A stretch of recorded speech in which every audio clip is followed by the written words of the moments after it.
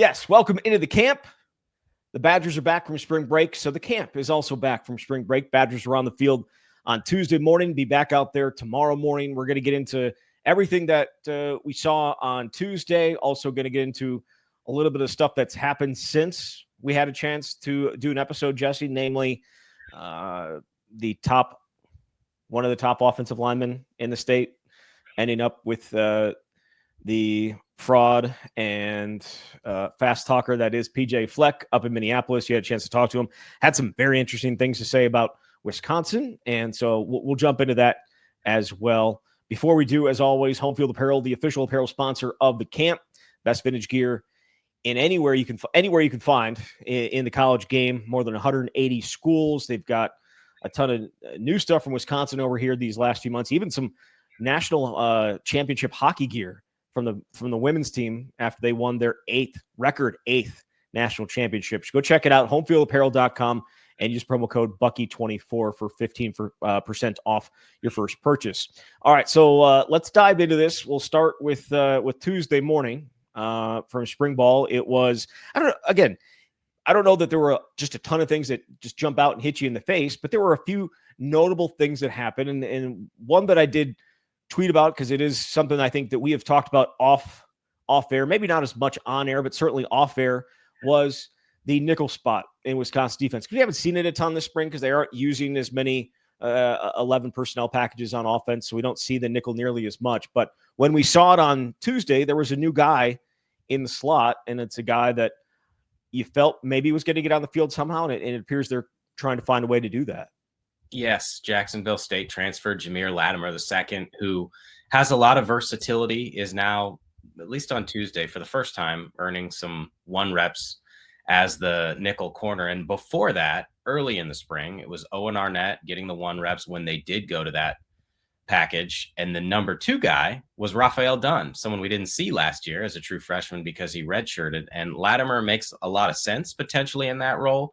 He played more snaps last season at Jacksonville State than any corner in Wisconsin's room, so he got a lot of experience. And I looked it up on Pro Football Focus, and they have him playing 96 snaps in the slot.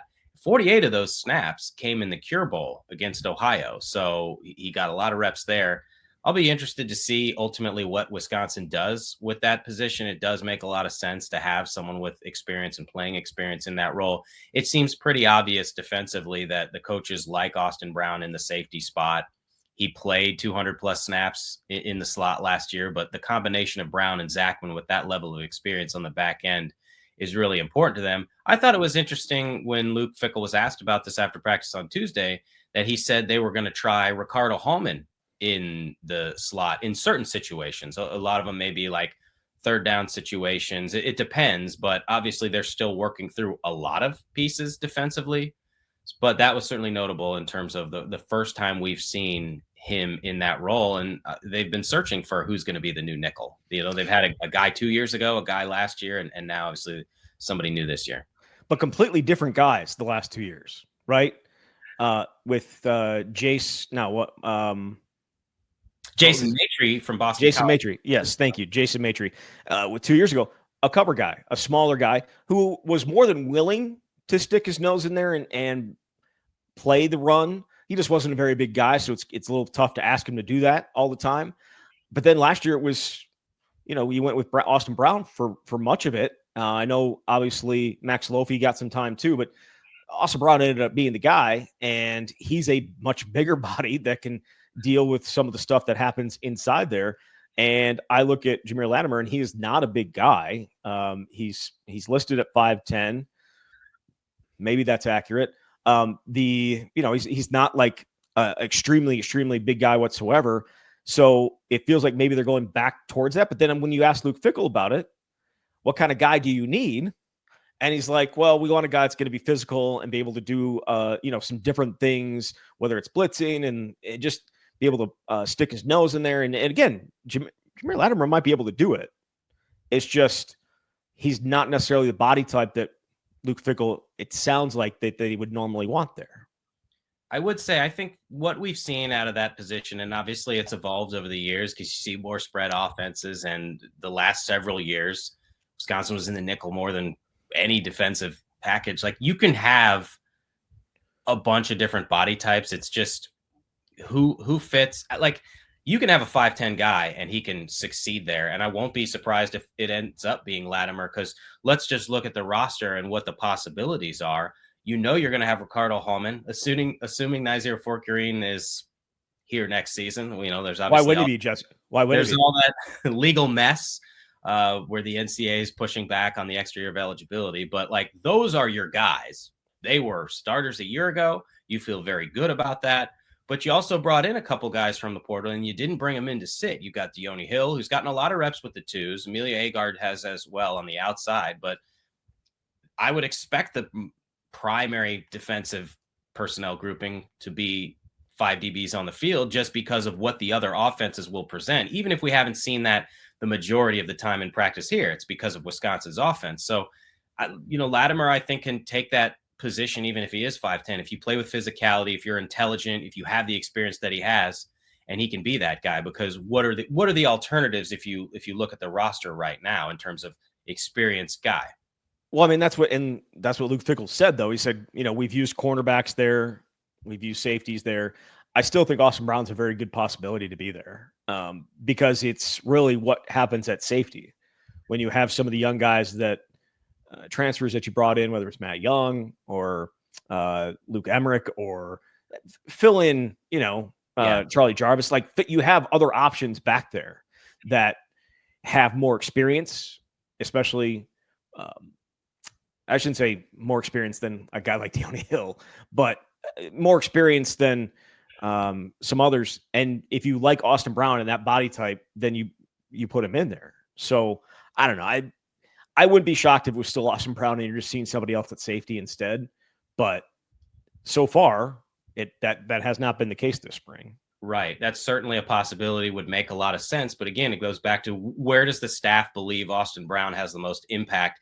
They what we've seen early this spring, they like the pairing of Brown and Zachman, and maybe that's just to give cornerbacks some different opportunities. But I thought this after the first practice that we saw, because Matt Young had a couple interceptions, and I don't care what level you're at, even if it's Division III, if you have 9 interceptions and 4 or 6 pick sixes, you're a baller. And so maybe they feel they can bring him along slowly, and then by the time the season starts, he can pair with a Preston Zachman, and you move Austin Brown. You also have Matthew Traynor, the transfer that they brought in from Richmond. So they certainly have options. But again, based on what we've seen to date, the move of Latimer into the slot is at least notable. I also keep on forgetting Latimer has 2 years left. So this isn't, he's got some. You would love to get him in there and have him be like a 2-year starter, just a guy you could plug in, because you're going to lose, obviously. No matter what, you're going to lose Ricardo Hallman and Nazir Forquerine next year. To have a guy that you could return as a guy that played a lot of football and played well. But I know that's not how they're thinking. It's just how I'm thinking. They need to find their 5 best. And, yesterday may have been it. So that was certainly one part of it. You mentioned the safeties and some of the young guys and them coming back from spring break, and a couple of them made plays. Luke Emmerich had a pick. Grant Dean had a pick. We know what they're expecting out of some of the redshirt freshmen that didn't get a ton of playing time last year. Specifically, I'm talking about the running backs, Darian Dupree and Dylan Jones. There's some young guys that I think are kind of jumping out and hitting you in the face a little bit. Yeah, even before practices began, when I was talking to Brady Collins, he mentioned Emmerich and Dean as guys that were among the fastest guys, certainly that they brought in, but maybe even on the team. And both those guys had those picks. Emmerich, to me, has stood out in the few opportunities that he got. So his interception was like chef's kiss. I mean, there was a window for Kyan Johnson. It was not a badly thrown ball. It was just Emmerich broke on it, cut off the angle, and then picked it off and leveled Barry Johnson. But there was a play earlier in practice, and I made a note of this because Gideon Atuka had the ball around the left side, and Emmerich came up and just knocked Atuka over out of bounds. And Atuka is a big dude. So Emmerich's got a lot of talent. And then Grant Dean, it was an overthrown pass for Eugene Hilton Jr. Wisconsin put both of these plays up on social media, but he picked it off, made an acrobatic, athletic play. So there's definitely talent there. It's just that they've got a lot of veteran bodies there at safety, which we obviously mentioned before. So look, there's a lot to like about the last 2 recruiting classes. And the challenge obviously is always, are they ready? How do you get them on the field? And if you don't, will they stick around? But these are just early enrollees in their first few practices. And certainly there are some guys that already have stood out, and those are two. Yeah. And also you mentioned Eugene Hilton Jr. He had a long gain on a jet sweep as well. And he just just stopped on a dime on another play where the guy just flew right by him. He caught the ball, stopped on a dime, DB went, and then he continued on. He's got some impressive moves. That said, let's dive into some of the other things that we have seen. And do we need to do an update on where the quarterbacks are? Because I don't know that we saw a ton yesterday that would suggest to really sit here and say this guy's doing this well, he's not doing so much this well. Like it's still very, very early. So if we're going to talk about offensively overall, and I got asked some of these questions in the comments section of my practice recap, I think what we've seen is there hasn't necessarily been an individual offensive standout or even a personnel group or position group that you'd say like, wow, this is next level. But the quarterbacks, it's as expected in terms of who's getting the reps, right? Billy Edwards Jr. came in to be the starter. Danny O'Neill has taken all the 2 reps. Maybe they'll give one of the other guys a 2 rep every now and then, but it's really Milos and Carter Smith splitting with the 3s. So I can't say there's been a ton of wow moments, though I will say there were a handful of a lot of the 11 on 11 they did on Tuesday was they would put the ball at the defense's 35-yard line. And again, it's the McLean Center, so it's not even a 100-yard field. But there were a handful of 35-yard touchdown passes where you saw the quarterbacks making nice throws. Quincy Burrows caught a couple 35-yard touchdown passes from Danny O'Neill. Billy Edwards Jr. put one right on the money for Tyrell Henry. I believe it was from Edwards. It was a 35-yard touchdown pass.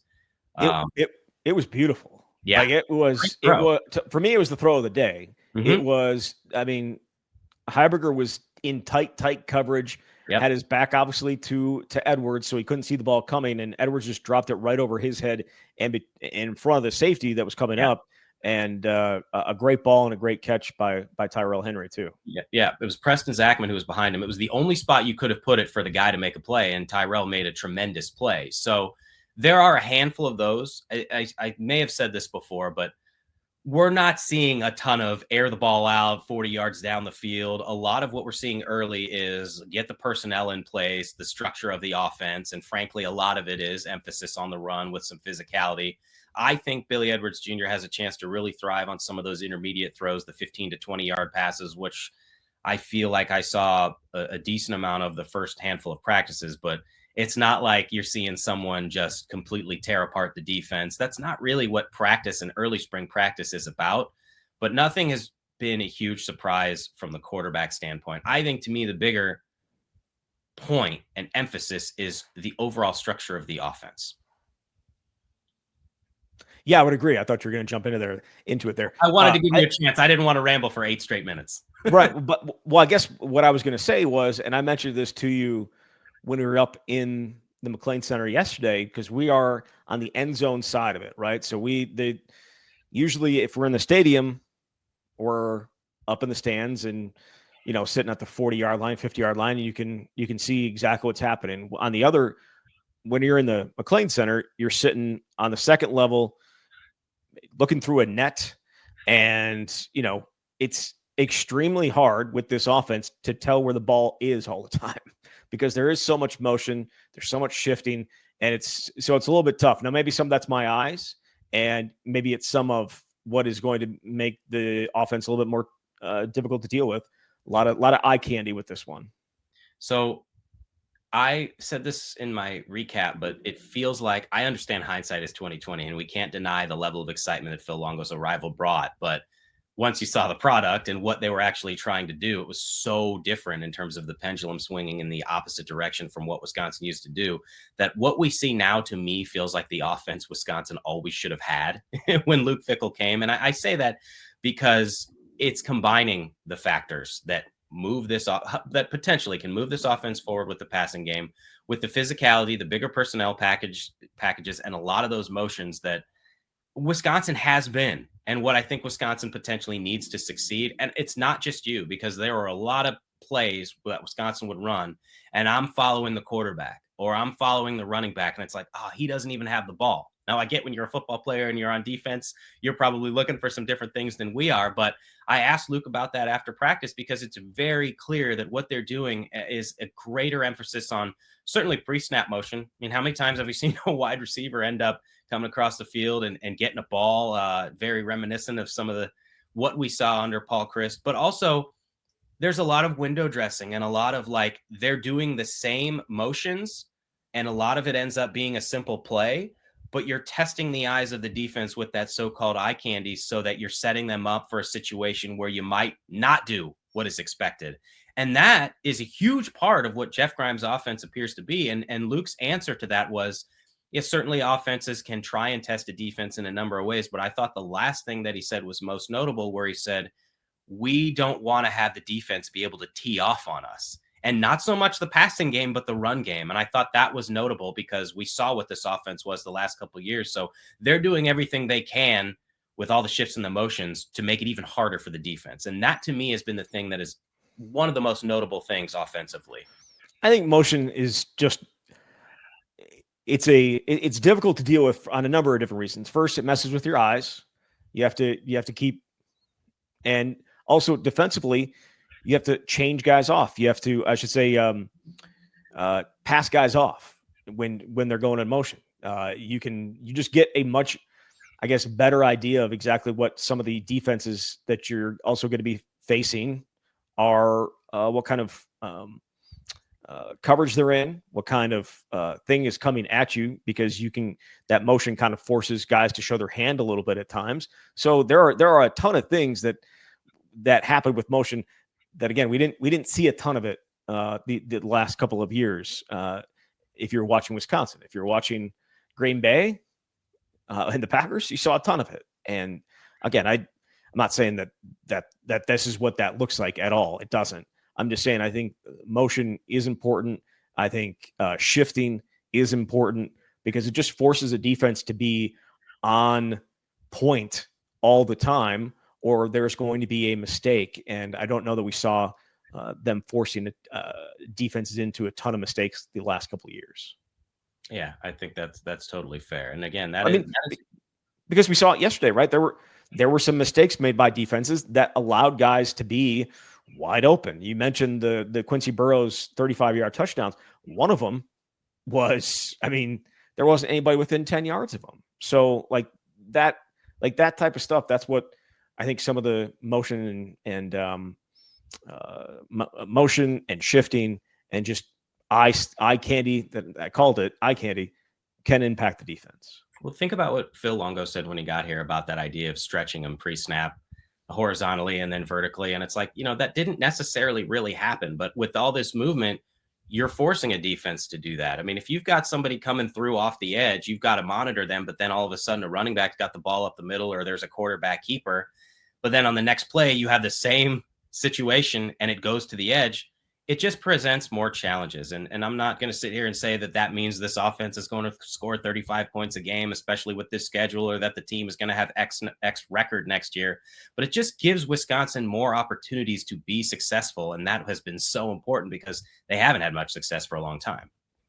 Yeah. Also, we're talking about the offense. The defense had a really good day yesterday. I mean, we can talk about some of the blown coverages or whatever you want to do. But, there's a guy, Antaron Turner, who just flies around, man. He had a TFL, just looking through some of my notes here, had a TFL. He also later had another tackle for maybe like a 1 yard gain. He feels like he's everywhere. And he also feels like he plays with some nastiness, which goes along with this defense, because Christian Allegro does the exact same thing. He's been flying around, even though it looks horrible in number 0. He's been flying around and making plays. And they had who was the strip sack? Not the strip sack. The forced fumble. Michael Garner. Forced a fumble off of Darian Dupree, and Tyler Janzi recovered it.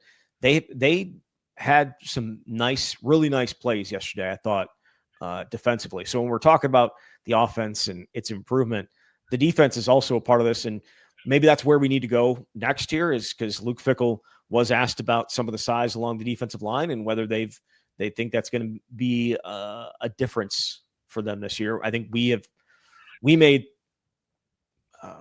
made clear, just thought it was a rather significant problem for them last year, not having much size along the defensive line, and they have certainly changed that. And who knows if it'll end up helping, but they are, I feel like, going to be a more physical defense this year, and doing it in different ways too. So these are my two biggest takeaways from spring ball, and probably ultimately will be after the 15th practice as well. Not an individual standout or anything like that. It's simply the structure of the offense and the structure of the defense, particularly up front, that I think it's very clear this coaching staff had a lot of meetings in the offseason to figure out what can we do to best position us for success. And it just makes more sense what they're trying to do. If you say you want to lean on the offensive line, which we heard Luke Fickell say consistently last season and is still saying it, well, then have an offense that allows you to do that.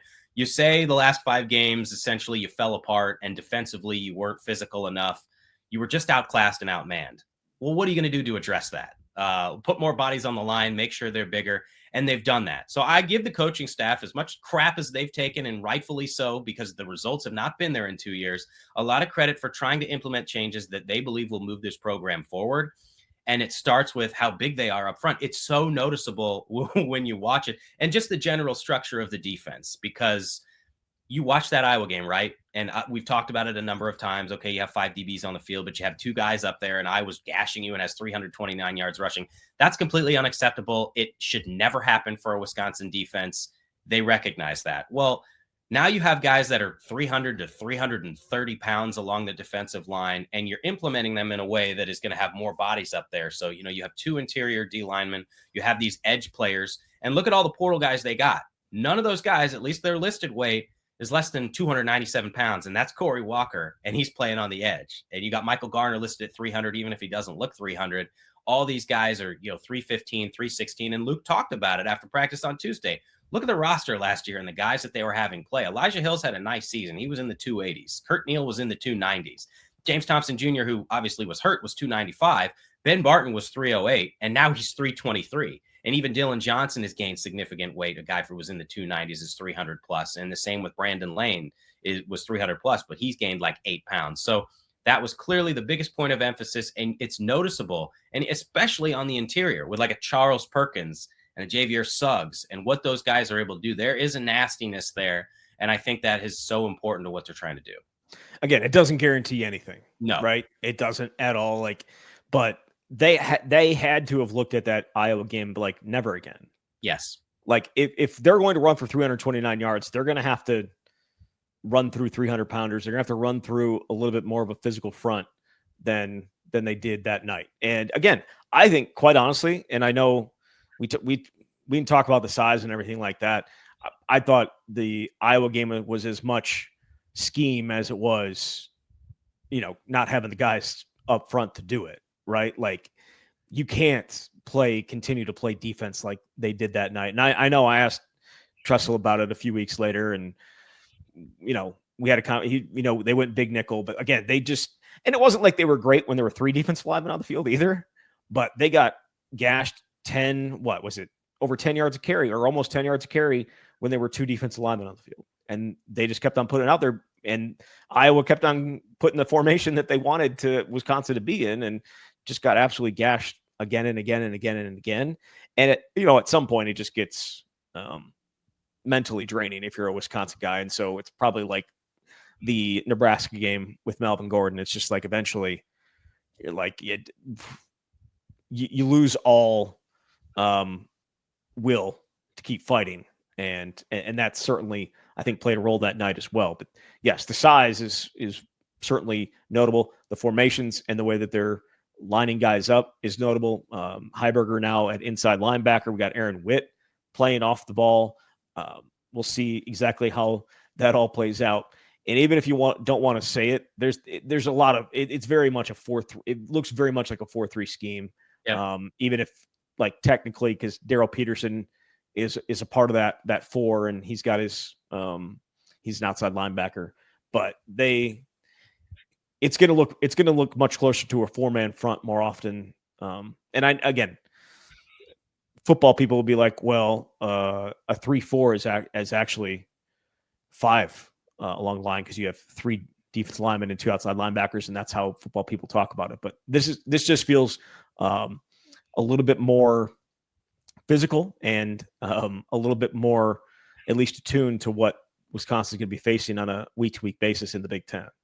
Right. What they've got now are more hybrid edge D lineman type bodies, which I think is so important. You're going to have your interior defensive linemen that are 300 plus pounds, hand in the ground, but they're rotating so many different people off the edge. And Daryl Peterson has the versatility.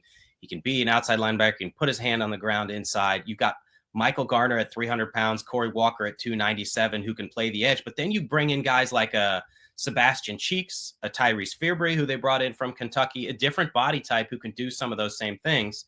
And you've got these other linebackers playing back. So I don't know that we'll always see that again because it depends on what the offense is presenting. But there are more people, I think, that are able to potentially impact the game, at the very least, more bodies that are going to make it harder to run through them. And that's clearly been the biggest shift defensively for Wisconsin. So one more thing before I'll let you tell me if you have anything else you want, but a couple more things from my end of things. Gideon Atuka, he looks so much quicker than he did last year. And I know he's lost some weight, but he looks, again, I don't know that he's going to play this year. I don't know exactly what his future is at Wisconsin. They've got 3 guys that they like ahead of him. But when he gets the ball, he just looks so much quicker, and he's bouncing around at a level that I didn't see last year. So that was one notable thing for me. And then it's also the wide receiver group and who's all is going to play. Yeah. Because they've been rotating guys, certainly, and Tretch is out for the spring.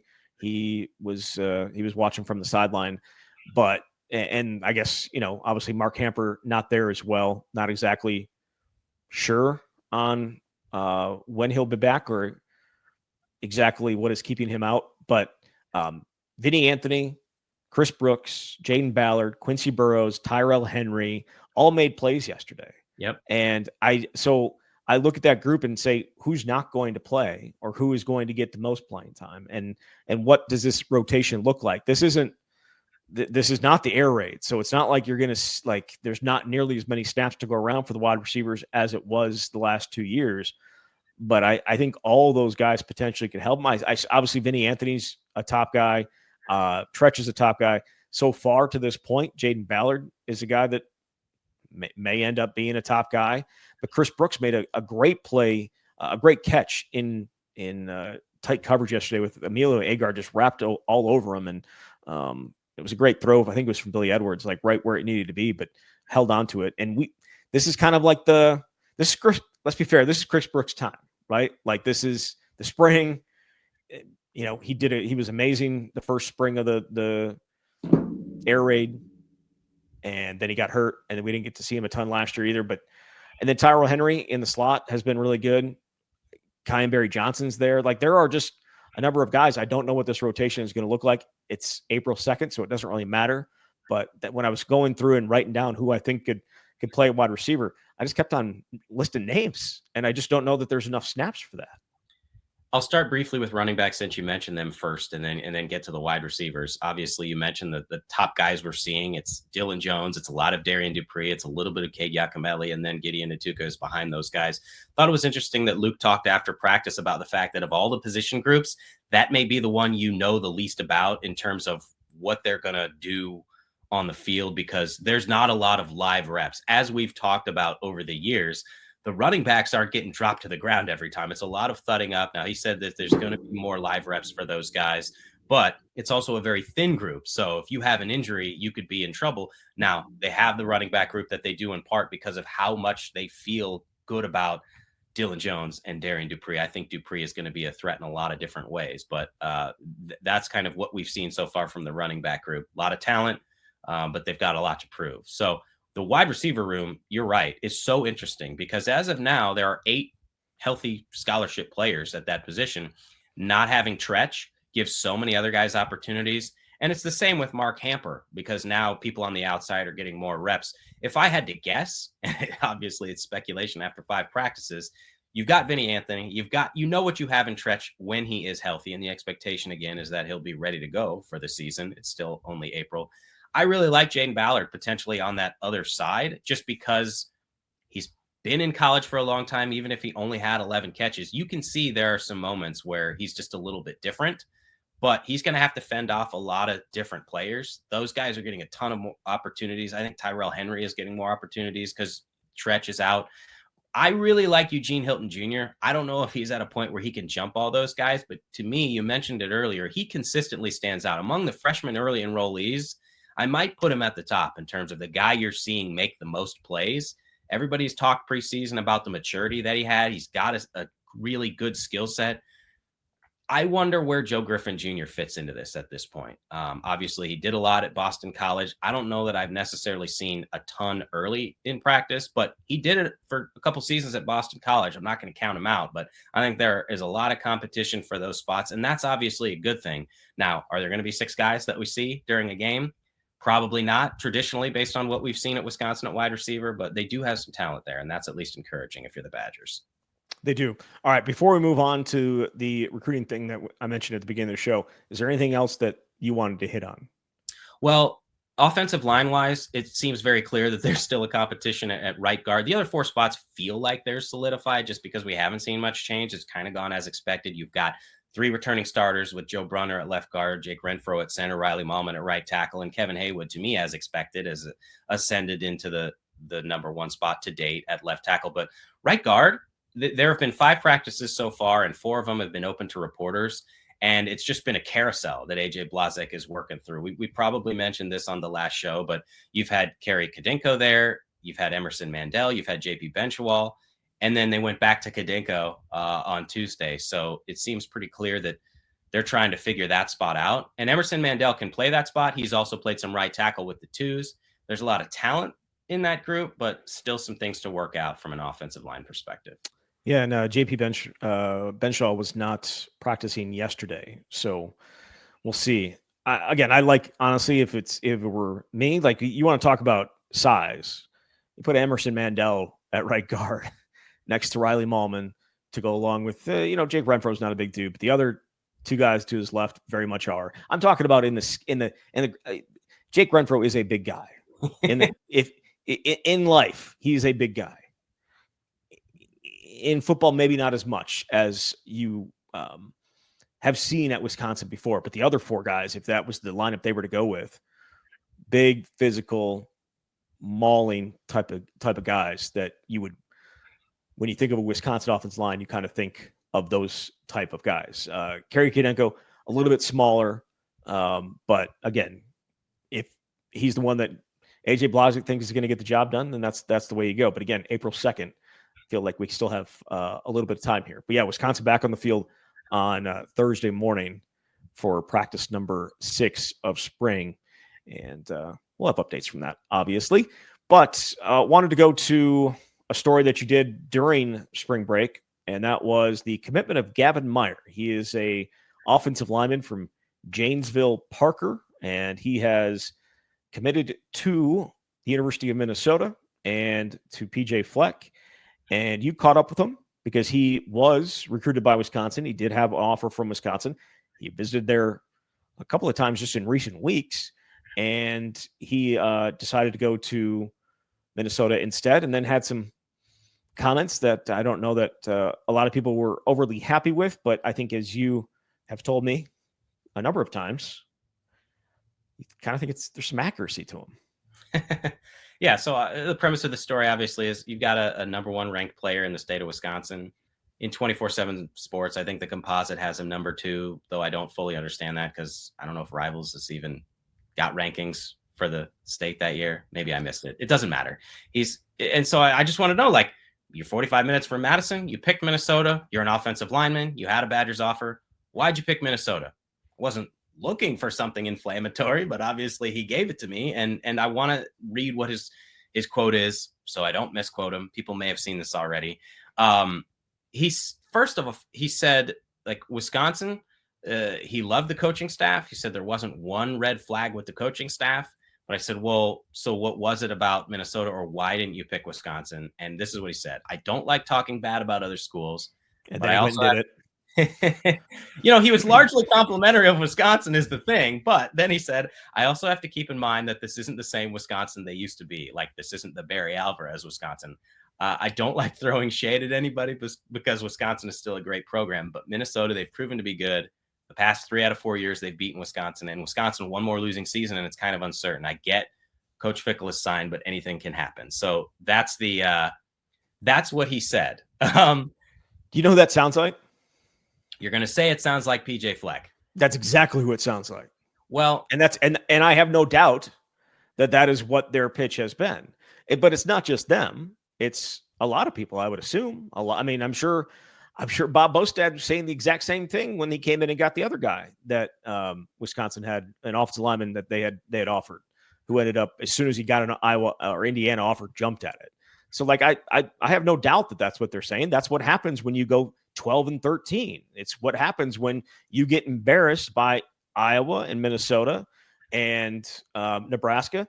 Like that's what happens. And I guarantee you Wisconsin was doing the exact same thing to Minnesota when they were beating the hell out of them. Like, that's, if you win those games, you get to talk that stuff. But for him to say, I don't want to speak ill of somebody and then go and speak ill of them, that doesn't make you some like amazing person. I don't normally speak ill of people, and then to speak ill of them. You speak ill of them. You speak ill of people quite a bit. I'm not going to slam a 16, 17-year-old. That's not, I mean, I don't want to speak ill of him, but the way that he came across was like, it's your mouth moving, but it's PJ Fleck's words. All right. So I've certainly seen that conversation piece mentioned a lot. It's possible. I'd also say, like, this kid is free to think and say what he wants. And when I talked to his mom, a lot of the same things were echoed, and they make a lot of sense from the perspective of what they're trying to decide what's best for him. I want to start with this, though. There's a lot of layers to this, right?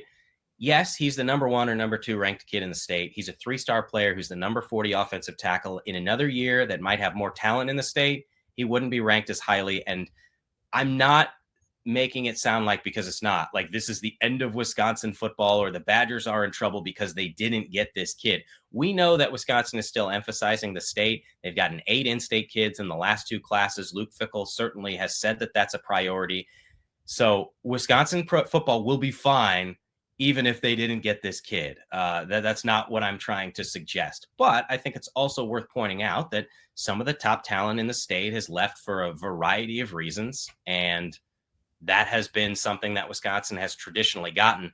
What I think is notable about what this kid said and what his decision represents is it's different, at least in my mind, from a lot of these other top-rated guys in previous years.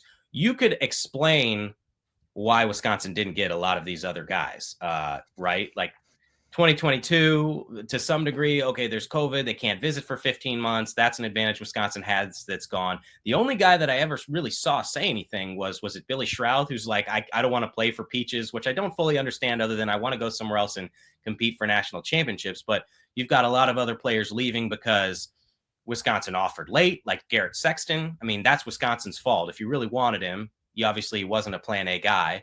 You've got guys that maybe the staff didn't re-offer, which we've discussed. You've got guys who were legacies at Notre Dame, or even Owen Strebig, who picks Notre Dame. Well, he had a 4-year relationship with Joe Rudolph, and Wisconsin was on his 4th O-line coach in as many years. What I think is different about this one is, even if you want to say this kid isn't the best guy anyone's ever seen, he's still a highly rated kid that Wisconsin chose to offer, who visited the Badgers 7 or 8 times, according to him, who visited twice in March. And so you can't say Wisconsin didn't want him.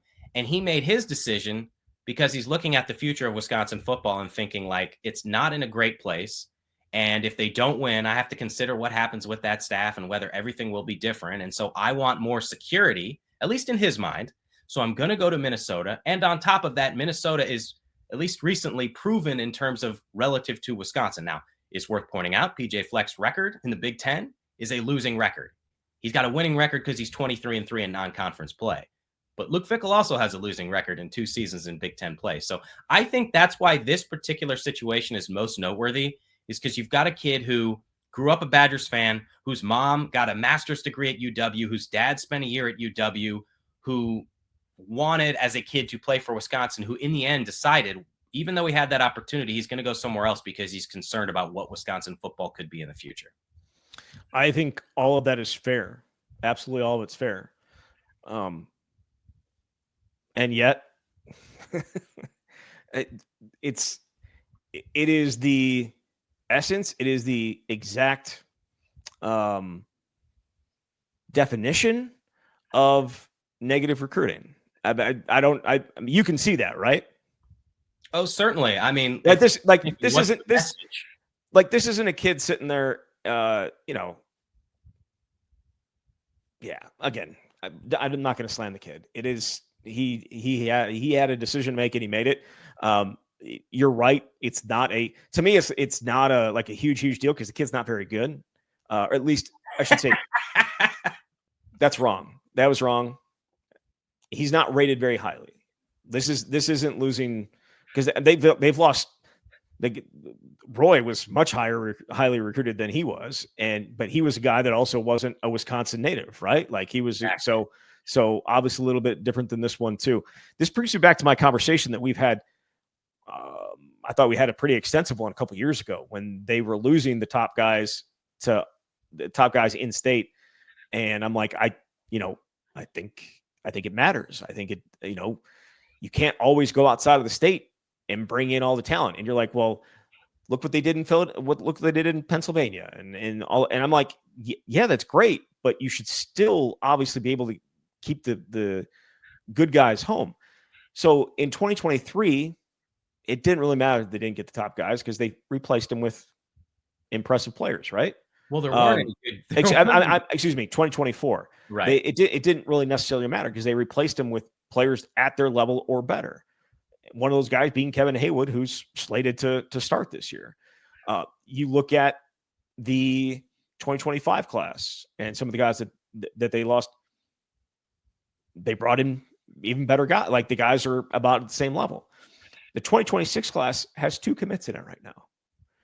So that to me is kind of where the bigger concern here is. It is the fact that it's not necessarily losing a guy to Minnesota. It is what it is. It's that they have not added guys from other places yet. They do not. The class is not necessarily off to a great start. That's not to say that it won't be. It's not to say that it won't end up being just as good as the last 2. But it's that I think is a little bit more of a concern than Gavin Meier's parroting PJ Fleck. From an offensive line standpoint, I think they're that too. Well, I think there is. I mean, this is another argument that can be made, right? Like, so he said he's going to go to Minnesota. The plan already is to redshirt, and then after that, he will compete. At least what he's been told from Brian Callahan for a starting spot at, I believe, right tackle. And at Wisconsin, there's a lot of talent, and the path to playing time may be longer. So we've got to factor that in as well. But O-line is uniquely positioned at Wisconsin based on what we've seen to get talent. And this is an argument I've heard made from fans, and it makes a lot of sense. I don't care where the talent comes from as long as you get the best players that fit the scheme. Well, they've got 10 O-linemen in the last 2 recruiting classes. They've got 4 4-stars. Each of those 4 stars are from a different state, including Emerson Mandel, who's a top-rated player in Minnesota. So and Kevin Haywood certainly included in that as well. And you've got a couple 4-stars coming in this class. So they have that, but like only 2 of those O-linemen, I believe, are from the state. So, you look at what Wisconsin has traditionally been built on, and you want to say you need to build it on those in-state guys. It's a real delicate balance that Wisconsin's got to strike. They're very clearly able to go out and get players, but you want people to a certain degree that grew up wanting to be here. And look, maybe that's a bygone era, and we should stop talking about it because it's like NIL and transfer portal and all that stuff. But I still think that matters. And that's why I just think comments like these are so different from what we've heard previously. You're right. They've got 2 commits in 2026. Now, one of them is an interior lineman, Benjamin Novak from Indiana. They've had some success recruiting that state. Traditionally, in the last several years, especially predating Luke Fickell and the staff, one of the things I thought they did so well was identify talent early and then get those commitments early. And if you had to fend off players or schools down the road for that player, then so be it. You were in a pretty decent spot. That's not the case right now with this class. I do think ultimately they're still going to end up with the 20 to 24 guys, which has been a staple here, but it's all going to happen in June, July official visit season, or it's got to happen. So you're kind of up against it a little bit. I'm not concerned, because they only have 2, but it is different from what we've seen in the past. How much of that is Luke Fickell and just the here's the thing. I don't see. I mean, maybe uncertainty next year, but I don't see uncertainty this year unless it just absolutely craters. Yeah. And maybe people already think it has cratered when you lose the way that you did to Iowa and to Nebraska and to Minnesota. But like 2 wins would be like cratering in my mind, and then yes, then I could see things being moved on. The other, I mean, again, I think he gets 4 years, and a lot of that has to do with money, and a lot of it also has to do with the guy who would have to fire him being very, very, very, very, very, very, very, very connected to him and his success, and that being Chris McIntosh. Yeah, I've said before, I don't think year 3 is going to be it for Luke. Certainly a 2-10, 3-9 type of season would be disastrous, and it is tremendously difficult this year. But I don't know. There's just so much more movement among players now than ever before that I just, viewing it through that prism, I don't want to say it's naive, but like any staff, there's going to be movement. And if you don't play in 2 years, you're more likely now to leave than ever before. Yeah. So I don't know that recruits are necessarily looking at it in the same way that Gavin is, but that does raise your eyebrows a little because it's just not something I can ever remember hearing a recruit say about Wisconsin. And again, I should say, like, 90% of the recruiting stories that I write are going to be positive because you're writing about why a kid committed and they haven't done anything wrong because they're the best at where they are. But when someone like says something like this, it's certainly noteworthy. Why are you so negative all the time? I think is what people are wondering. Yeah, I get that every now and again. And what I say is I don't work in the PR department at the University of Wisconsin, and my job is to cover a team that reflects the fact they went 5-7 and have a losing record the last 2 years under Luke Fickell. So I try to play it as evenly as I can, but there's more things not going Wisconsin's way recently than what we remember from the 2010s decade. So last question for you is, do you think the negative, if we're trust tree here, let's do it. A lot of and you'll catch me. A lot of negative feelings, right, about the program right now. There are more now than. Do you think that bleeds into recruiting? Yes, certainly. In terms of what other schools are saying about Wisconsin, or but also how recruits are feeling, are view it as well. I think yes to both. Certainly more so in my perspective of what coaches are going to say about other programs. If you are in fact going to go ahead and say things about other programs, that makes a lot of sense. From a recruit's perspective, there's also something to be said for, like, I want to be a part of the solution. And if you really want to be someplace and turn it around, I think that should be a part of the equation, and what level of trust you have in the staff and what Wisconsin can be. But if you want to look at recent history, I've said this before, like, I never thought that a recruit would base whether they go to a school on the result of a game. Oh, I'm showing up for my visit here, and this is the one time I'm here in the fall, and Wisconsin lost, and that means that Wisconsin is not going to be anything in the future. But when those results stack up and it's uninspiring, if you're 16 and 17, you keep that in the back of your head. Is what it is. It's very, kids are very fickle. All right. So Wisconsin, as I said, back on the field for practice on Thursday morning. We will have some things to say about it, I would assume. Also, for everybody that's asking about the swing, it's coming. It'll be here very, very soon. We're going to get that done. I promise. Right, Jesse? We're going to get that done. We will. All right. Thank you very much. Thanks, Zach. All right. There he is. Jesse Temple from The Athletic. You've been listening to The Camp.